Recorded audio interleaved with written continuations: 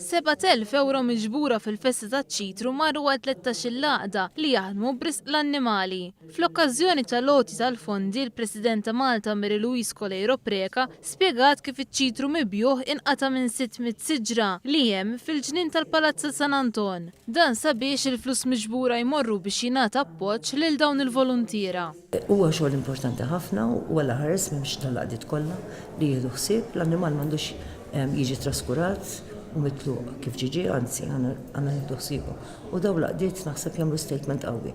Huma kollha nies volontiera li jaħdmu f'dan is-settur u allura iktar u iktar għandna bżonn support. Tkellimna ma' Happy Paws, waħda mill-laqdiet li se jkunu qed jibbenefikaw minn dawn il-fondi dwar ix-xogħol li qed jagħmlu. I've neutered more than 15,000 animals, dogs and cats, mostly strays. This is what we focus on.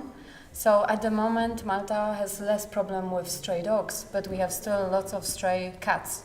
And our clinic is neutering even up to 20 animals per day, so it's quite a lot. We have 3 operating tables. We have 2 charity shops.